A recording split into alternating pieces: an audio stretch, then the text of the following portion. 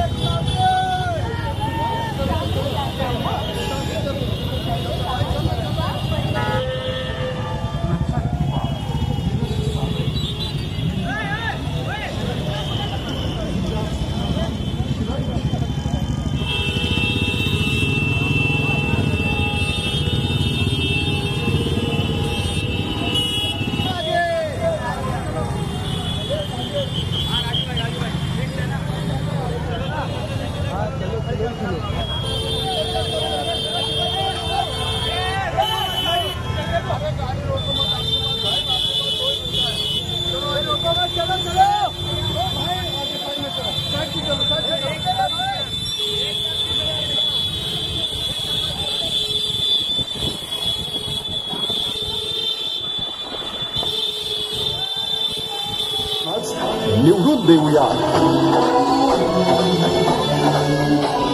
मतदार बंधू भगिनींनो, तुमच्या एका मताचा एक टाका निलेश सांबरे अतूट नातं जोडणार आहे विश्वासाच्या मजबूत.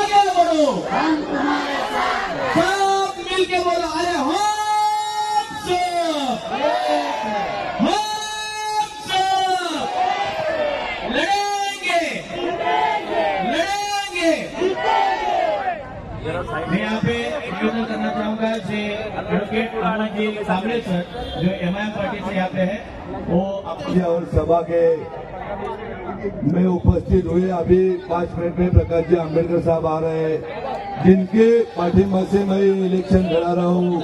वो वंचित बहुजन आघाड़ी, प्रहार और एमआईएम, खानदेश सेना, अखिल महाराष्ट्र कुणबी एकीकरण समिति, सकल मराठा संघ और बहुत कोई छोटी मोटी संगठना और आप सब मेरे सिस्टर लोगों, सब भाइयों, आपके दम पे मैं इस इलेक्शन लड़ रहा हूं. आज बोलने के बहुत बोलने का है मेरे को आपसे. मेरे को अभी पत्रकार जी ने पूछा कि आप रैली कब निकालने वाले हो विजय की.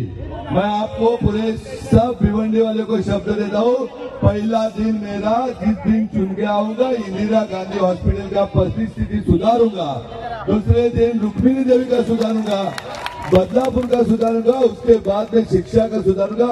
4-5 दिन मेरे उसमें जाएंगे, उसके बाद में ही अपनी विजयी रैली निकलेगी. विजय किस चीज का करने का, जब हम आपको अच्छी तरह से आरोग्य व्यवस्था नहीं दे सकते, बच्चों को शिक्षा नहीं दे सकते, तो किस दिन का विजय महोत्सव करने का. आपने देखा होगा, हेलो, मैं आपको बोलता हूँ कि जो चीजें आज भिवंडी की हालत इतनी बुरी है, लूप्स की पूरी वाट लगाई, टोरेंटो ने पूरा भिवंडी का परिस्थिति कठिन कर दिया है, रोजगार की व्यवस्था नहीं है. आज मेरे इतने सिस्टर क्यों आ सके यहाँ पे, क्योंकि इनको गोडाउन में काम नहीं करना है, इनको इधर ही काम मिलाना है और उनको मालूम है उनका भाई यहाँ पे उनको रोजगार उपलब्ध कर देगा. मेरे भाई ने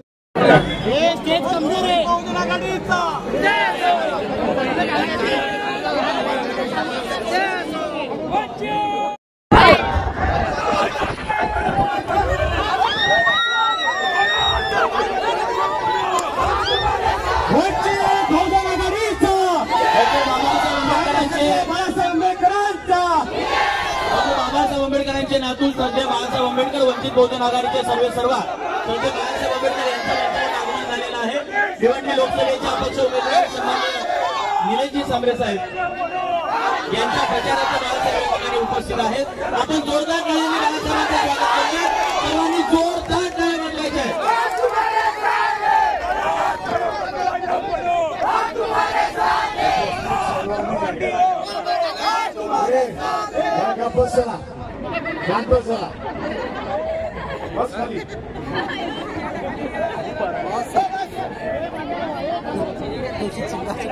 उपस्थित सर्व बंधू आणि भगिनींनो,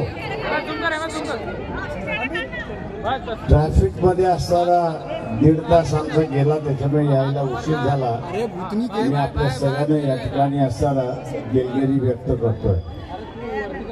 माझ्याकडे फक्त साधे 5 मिनिटं आहेत अशी परिस्थिती आहे आणि या 5 मिनिटांनंतर निवडणुकीचा प्रचार थांबणार आहे आणि 20 तारखेला असताना आपल्याला खासदार या ठिकाणी निवडायचा आहे। मित्रो, एकंदरीत परिस्थिती आपण त्या ठिकाणी पाहतोय।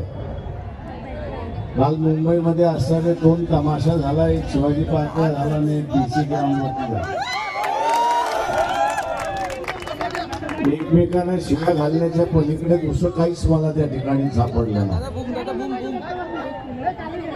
पुढच्या 5 वर्षामध्ये आम्ही काय करणार त्याचा कुठलाही कार्यक्रम नाही अशी असणारी परिस्थिती आहे। बेरोजगारी वाढते त्याच्याबद्दल काही नाही। या ठिकाणी सगळ्यात महत्वाचं म्हणजे पंतप्रधानाचं कार्यालय जे मानवतेचं कार्यालय असलं पाहिजे, हे मानवतेचं कार्यालय न राहता हे वसुलीचं कार्यालय लागले हे आपण असं लक्षात घ्या। आणि या वसुलीमुळे या देशातलं 2014 ते राज्यसभेमध्ये प्रश्न विचारण्याच्या तारखेपर्यंत, मागच्या 3 महिन्यापर्यंत या ठिकाणी 17 लाख हिंदू कुटुंब की ज्यांची मालमत्ता 50 कोटीच्या वरती आहे, त्यांनी नुसता देश सोडला नाही तर त्यांनी नागरिकत्व सोडलं अशी असणारी परिस्थिती आहे। मित्रो, एका बाजूला हिंदू राज्य करायला निघालेलं सरकार, आणि दुसऱ्या बाजूला आपल्याला असणारं दिसतंय की या ठिकाणी ज्याला म्हणता येईल की हिंदूंनाच देशाच्या बाहेर घालवण्याचं राजकारण त्या ठिकाणी चाललं। त्याच्यातले काही जण माझ्या ओळखीचे होते आणि म्हणून त्यांना असताना विचारलं की आपण ना देश सोडला हे मी समजू शकतो, पण नागरिकत्व का सोडलं? त्यांनी असं म्हटलं की नागरिकत्व सोडलं याचं कारण आम्हाला भारतीय कायद्यातून बाहेर पडायचं होतं। तर म्हटलं तुम्हाला भारतीय कायद्यातून का बाहेर पडायचं होतं? तर ते म्हटले हे सरकार वसुलीचं सरकार आहे, ईडी वापरते, CBI वापरते, GST वापरते, इन्कम टॅक्स वापरते। आम्ही कमवलेली इज्जत ही बाकीमध्ये मिळण्याच्या ऐवजी आणि आपलं सगळं बर्बाद होण्याच्या अगोदर आपण नागरिकत्व सोडा, आणि त्यांनी नागरिकत्व सोडलं अशी परिस्थिती आहे। मित्रो, तुम्हाला पंतप्रधान हा असणारा मानवतेचा पंतप्रधान पाहिजे की वसुली करणारा पंतप्रधान पाहिजे, हे तुम्हाला आता ठरवण्याची वेळ आली आहे असं मी आव्हान या ठिकाणी असणारा करतो। दुसऱ्या बाजूस इथे सगळ्यात महत्वाचं जे आहे, आणि मुस्लिम महिला मला अधिक दिसतात आहे, त्याच्यामुळे असताना मी या ठिकाणी आपल्याला आवाहन करतोय की शरद पवार असेल किंवा उद्धव ठाकरे असतील, हे दोघंही इलेक्शन नंतर भारतीय जनता पक्षाबरोबर गेल्याशिवाय राहणार नाही हे आपण असताना लक्षात घ्या। दोघांच्या चौकशा चाललेल्या आहेत, आणि दोघांच्या चौकशा चालल्या असल्यामुळे यांना पर्याय राहिलेला नाही अशी परिस्थिती आहे।